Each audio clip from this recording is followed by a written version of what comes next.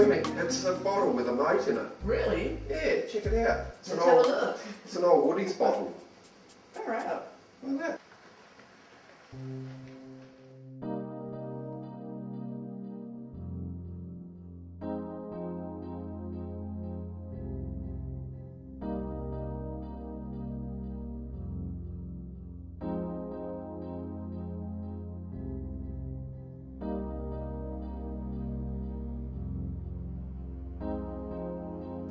Maslins Beach is a part of a whole song journey of Jabuki, the keeper of the peace law.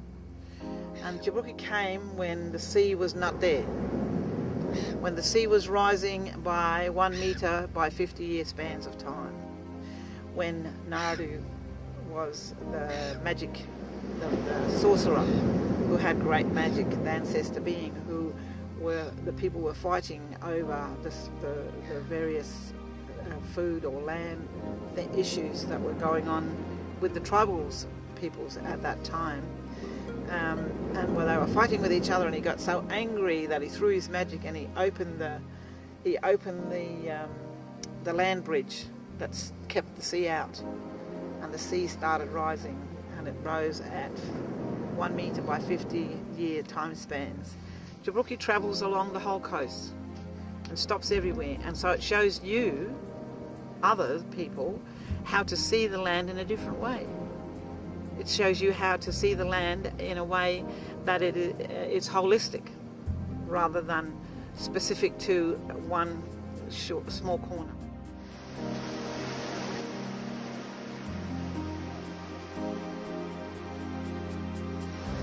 Hi, this is the northern end of Maslins Beach, Ochre Point. Originally a nude beach in its own right before the big beach became a closed optional beach.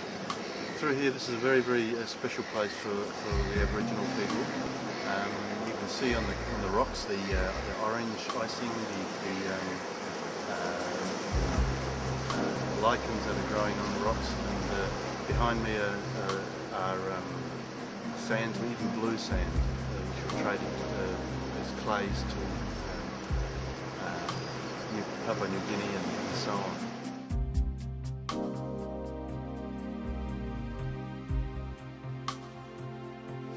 Can't really imagine what it's like down here, like 110 years ago. Just dirt tracks in here.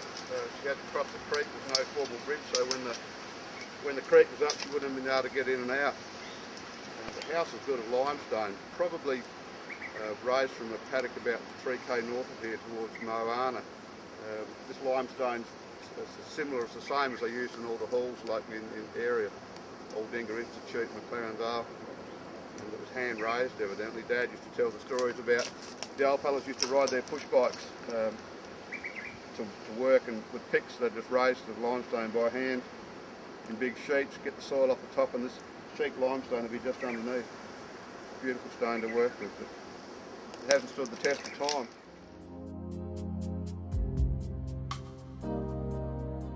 The old homestead at Sheriff Road. Back when it was all sound, painted by Isabel Stock. She was Isabel Sheriff's dad's sister. The main homestead of the Sheriff family, which is still, the ruins are still there, the corner of Sheriff Road and Old Coach Road. The house, as you can see, is the main building there. It was built as a small mud timber and slowly built on, and they just kept building it on. Here we have the original walling of Thomas Maslin's cottage facing the sea, and it's been completely overgrown by trees and scrub, so there's not much to see now, but this is definitely the place where it was. Thomas Maslin's first cottage, Arrow A. Jessie Sheriff's cottage over there, Arrow B. She was the mother of George Sheriff, who bought that farm of Thomas Maslin. First house, first residence built in the modern subdivision.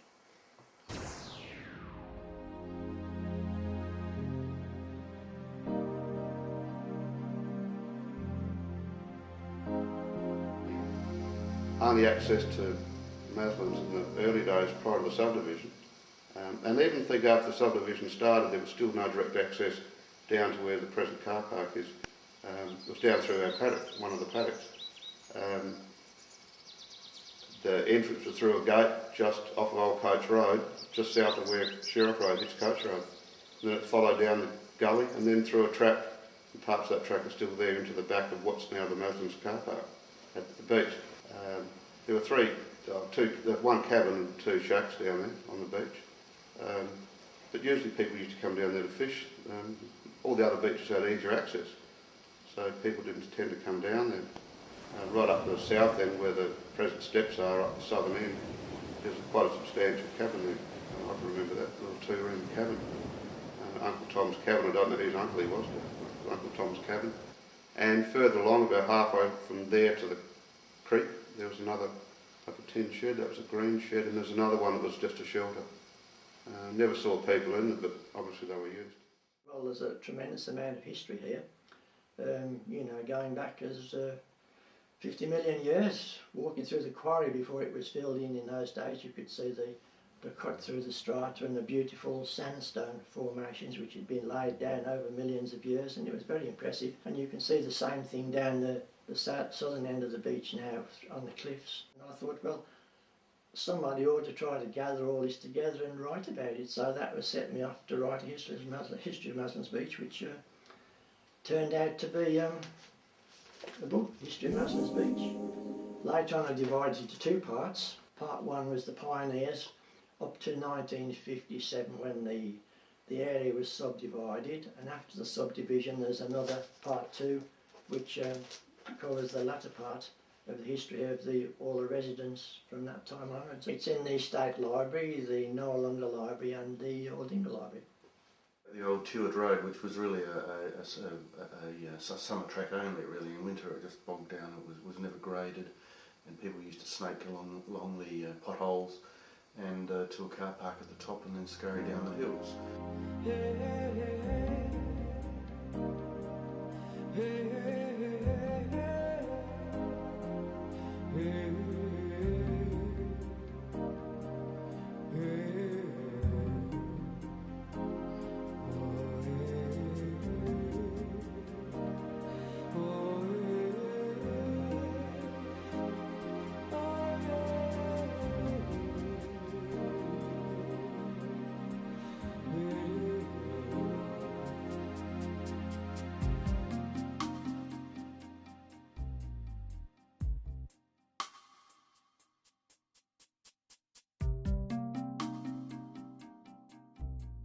We used to come down from southwest Queensland every Christmas holiday and stay with my mother and my sister.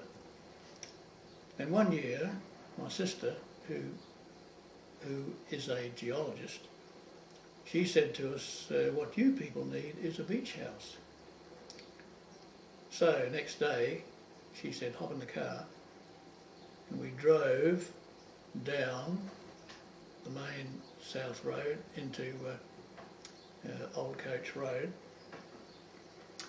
and soon there was a gate into a barley stubble paddock on the western side of the road. So she said, we'll go in here.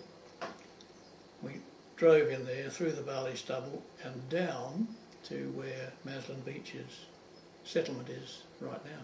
We lived at Henley Beach, and I retired, and we had a big house, and we decided to look for a smaller house, and we looked around and saw one at Maslins Beach, and I'd always loved the area, and we bought a house at Maslins and came down here in 1983. I lived in Africa for I think the first 10 months of my life, and then we came back to Australia, and I lived with my grandparents for a while, and then Mum bought this house and then we moved here. I'd had very little contact with Maslins in the past. I had come down with friends and enjoyed the beach about 25 years ago. I've been a long time visitor to Maslins Beach. I lived at Glenelg for years, and I used to come down here with my family when they were very young, even before Maslins was at Nude Beach. I had a great affinity for it. Well, I came here in 1979 for an exhibition at the Adelaide Festival Centre. And a good friend of mine, Paula Dolphus and Tinica, who were part of that group that were around the Adelaide Festival Centre came and brought me to Maslins Beach down on that first staircase one. And I stood there and I thought, this is the most beautiful place I've ever seen in the world. And guess what? It also happens to be a nude beach. So somewhere within my being, in my heart, I knew that I would live here one day. It just captured me at that moment. And then I set my life to achieve that. Oh, I think the first time I came down here, I brought a girlfriend down about 30 years ago. So I actually brought 400 potted plants from my other house. Not very many natives in those days, of course, and I've changed my garden quite a bit since then, though. I'm introducing a lot more of the indigenous natives, but I do love gardening. I knew Maslins Beach, of course, because I've been selling real estate for 25 years. And when I was first selling real estate, you could get a block of land from Maslins Beach for about $400. I wish you could do that now. My great-grandmother was the first one to move down here. That was about 1890 something, late 1890s. And I can't claim to be our family to be pioneers of the area because this land was opened up about 50 years before that. Where I presently live, which is the first block that they bought, there was about 4 owners before she got here then. So the property changed hands a fair bit. And when Dad got married, he moved onto his wife's house, into his wife's house in McLaren Vale, and that's where I was raised. This area lends itself to getting to know your neighbours, to be, it's just a very, I wouldn't say it's a close-knit community, but, people don't want to know everybody else's business, but, there's your neighbours sort of open their houses to you, and we do to our neighbours, and there's so many really nice people living down here. Well, one of my closest neighbours was Maureen and Jock, which is just over the fence. And because I was already and had been stitching inflatables, and this house is so open to the sea, I needed a protective lawn inflation area. And Jock and Maureen were very kind and were really helpful in many ways. I mean, they sort of oversaw the building of all the construction, and because I had met them before the house was actually built. Jock cut a gate into the back fence so that I could inflate my inflatables, and Maureen became and still is a really good buddy of mine. Eventually, when she resold the house, Todd, who bought it after her, we maintained the same circumstances. It's still my inflatable inflation place. I like using our wonderful free tennis court and then cycling from the tennis court to the ocean and getting in there at Maslins. It's fantastic. Well, my mum took me to a playgroup at Maslins Beach, so most of the kids from that playgroup went to the same kindy as me. So then we just all went to primary school, but lots of them moved houses now, but I've still got like about 3 really good friends who live here. Well, there weren't many people here then. It was still largely unbuilt up, and we were in 4 houses, and all around was paddocks, and there was no houses. But I met people mainly travelling on the bus backwards and forwards. It's wonderful. You can walk down the beach. You'll know just about everybody. You'll know their dogs. You need some help, they're there. We have a few social functions. Oh, getting to know the locals really happened when the shop was erected on Gulf Parade, and you walk down to the shop. We did it weekends. You'd see all the people who walked down to the shop to get the milk or bread and then walked home. So that was really the main social centre at Maslin, and that's where we made our social contacts.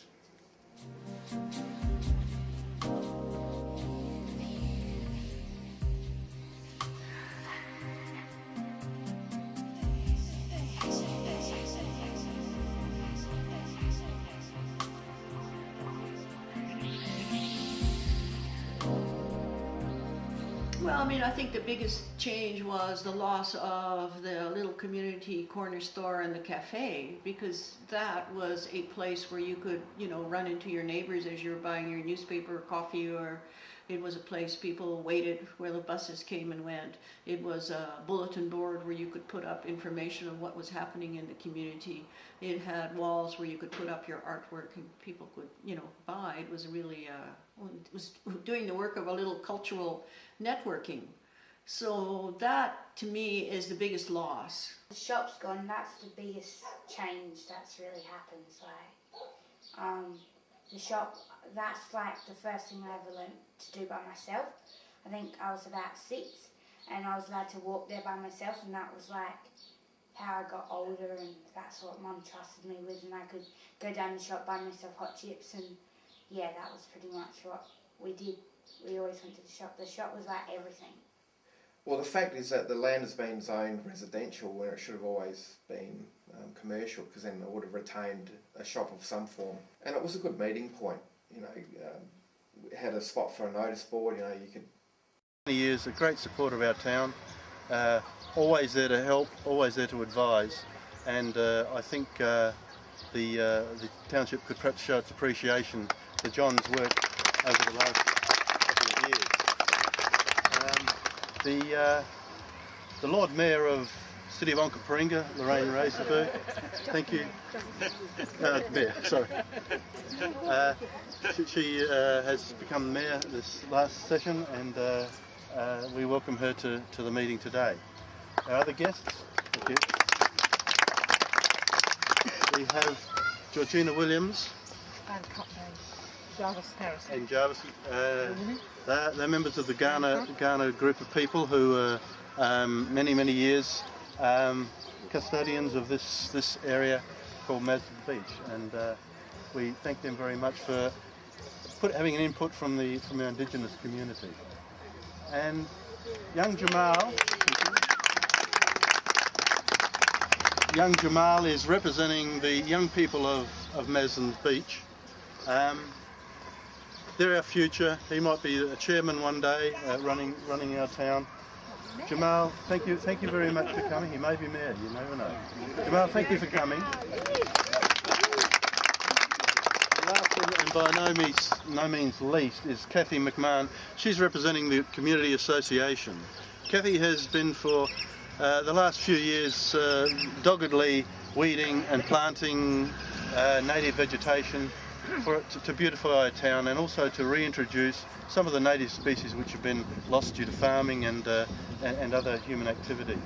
So the heritage that Kathy leaves behind will be a very significant one, in the sense that we should see a regeneration of our native species. So if we could put together Kathy. Ladies and gentlemen, now our dignitaries will each plant a tree. Please note that the top of the soil needs to be 2 inches below the ground level when you do that. So if you could choose a tree that takes your fancy, and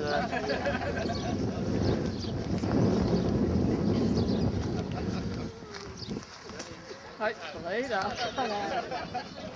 Yep. Yes, the Queen doesn't do it that way.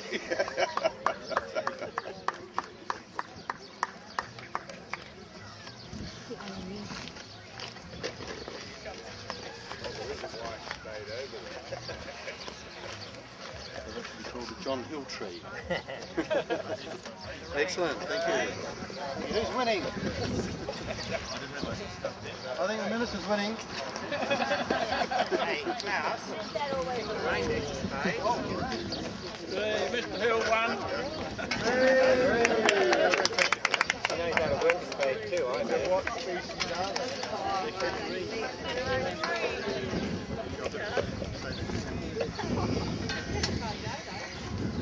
Well, the trees that are being planted are casuarinas, and they're quite unique to this township of Maslins. In time to come, this will become a nice shady little grove for people to contemplate and to remember all the committee members that have gone before us. There's a lot of work been going into the association over 30 years, not the least of which is Emma. She's done a sterling job of 20 years. Can we put our hands together for Emma, please? So the trees are now in place. We just need to give them a drink. The community will look after them as they grow. They're fairly slow growing, but shouldn't need too much watering once they start. What type are they? They're a casuarina.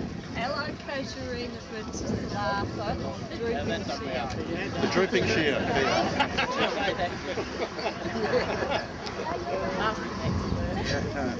Thank you.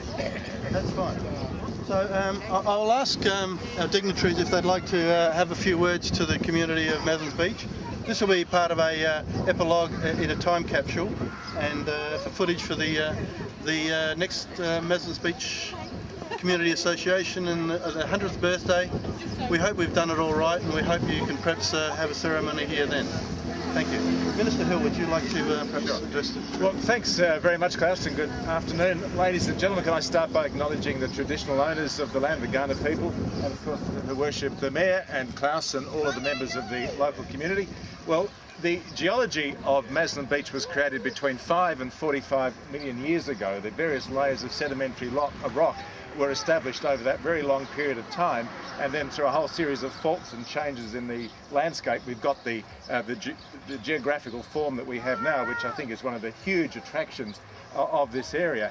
Aboriginal people have lived in this area for something like 40,000 years and were the custodians of this area for a very, very long time. It was in 1949 that Thomas Maslin purchased this area for something like $240, and he used it as for farming purposes. And then, as Klaus said, in 1957, it was created as a township by one of his successors, I think Michael Vernon Maslin. And from 1957 it was a town. In 1975, of course, it was made the first nude swimming beach in Australia. At that time, there was something like 68 houses at Maslin Beach, so it was a very quiet village. And the reason it was made the first unclad swimming beach is not because the governor of his day decided there should be a nude swimming beach. It was to reflect the fact that a whole lot of people who were living here were actually swimming nude and they were getting arrested. And so the laws were changed to stop them being arrested for doing something that I guess people have been doing for thousands of years on this fantastic beach. This community, I think, is a very strong community. It's a strong for a variety of reasons. I guess it draws its strength out of its local environment, and I know, and the ceremony we've had today reflects that people who live here really strongly value the environment. It's also a place which attracts a lot of artists, and over the years this landscape has been celebrated by some very famous people like Trenery and Sorbia, who are local artists, and of course Ivor Hill. Interestingly, in 1957, Ivor Hill won the Archibald Prize for portrait, of course, not for landscape, and a whole range of other artists, Robert Hannaford and Nicholas Lang, whose wonderful piece, which is an impression of the sands from the quarry in the Art Gallery at the moment. And of course, we recognise that there are local artists here today, Evelyn, of course, amongst them. So this has been a very strong community, and I think it draws its strengths from its local environment, from the sense of specialness or the beauty that's associated with the place, and also from the very strong community feeling that is here. And that's reflected, of course, in the work that's done by the Maslins Association. So I want to congratulate the association for the outstanding work that they do in this community, and also congratulate the community for producing such a wonderful environment for children to grow up in, and for being interested and protective of this local environment. Thank you for inviting me to be part of it. Thank you, John. Thanks very much. Your Worship, may we ask you to say a few words to the... Lorraine. Ladies and gentlemen, it's an honour on behalf of Council to come today and plant the tree, and I want to recognise Georgina and your grandson.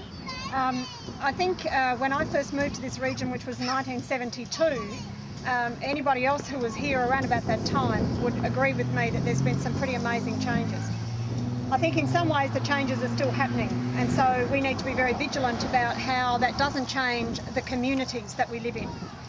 Growth is one thing, but protecting the communities and the community spirit and the way we work together is another thing entirely, and really something that we have to work at and maintain against every other odd. I want to really say from a personal perspective, when this was part of the Wollonga District Council, I remember years and years ago growing the original plants in tubes to plant on the cliff top up the top there. So it was many years ago. That was back in the 80s. So my contact with this community has been for quite a long time. And it's really fantastic for me as an individual to look around here and see some of the same faces that have been around all that time. That is the heart and soul of a community, is that people will endure and people will continue to give to their community and give to their neighbours. So I congratulate you for that. I congratulate you as a committee for having the foresight to do this, and I really appreciate having the honour of, and the humbling honour, I guess, of working with Georgina on both this and other projects into the future. So thank you very much. Thank you, Lorraine. And now I'd like to get Georgina to say something, please, if you could come up here and tell us your story. Yungana yakana nganki ni mina na nari kara ni yambo nganki borka ganiyata na mani na budni dawala manancha ganiyata yungana dali yakana dalia. Greetings from the spirit of this place. This place needs to be protected from further encroachment. This place has special spirit powers that belong to the land. Doesn't belong to any of us. We are just the custodians and the keepers of the spirit to be alive in this country. And I would like for all of you who have come from all the four corners of the world to make this your home, to unite yourself with the spirit of the place and our people who have survived the impact of the coming of others. We've done this before. We have succumbed in the same way before, and it's in the story of why it is that she saw the colours down at Red Ochre Cove. And over there in the area where the mining is of the coloured sands, that is the story of the biggest emissary of the spirit world, which is the rainbow serpent, who comes and travels the whole of the country in the same way as the Seven Sisters when they come down from the cosmic world to visit us here. So for those kinds of things, I would like for the education of that to begin, to thank the people who thought about making us welcome to the day of celebration in the community of Maslins today. Thank you very much. Thank you, Georgina. Thank you. Jamal, representing the young people of our town and the future of our town. Jamal, what would you like to tell the austere congregation here? I would like to thank Maslins Beach Community Association for giving me the opportunity to take part in this tree ceremony representing you. I look forward to watching this tree grow over the next 50 years and being part of the Maslins Beach Community Association when I grow up. Thank you. Hey, thank you, Jamal. Excellent. Kathy McMahon, our little tree surgeon. I have enjoyed the input of people that have been on the committee, and I have enjoyed being on it to plan the celebration. And this tree ceremony was just part of it. And I just feel very privileged to have been part of this. And I'd like to give a public thank you to all my helpers over the years and in the years to come. Thank you. Thanks, Kathy. And now, before we all break up, we're going to ask Minister Hill to cut our 50th birthday cake, and then I guess we can all hoe into it as necessary. Minister, would you please do the honours? Make a wish. My wishes have come true. Yeah. You like the big bit. Which one? This one? Come on, it should all the others should be around. Everyone gather around. Come and become part of our living history movie and get behind. so you can be on camera, please. Let's put all our hands. Come around the back here and all get on the film. As a community, let's surround the minister. We don't want to be on that film.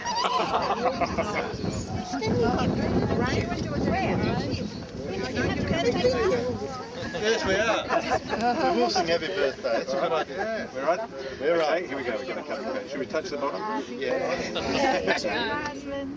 Happy birthday to you. Happy birthday to Maslins. Happy birthday to Maslins. Thank you, Minister. Thank you, guests. Thank you, boys and girls, ladies and gentlemen. We'll be in the next one. Maslin. Go Maslin. What will we use that?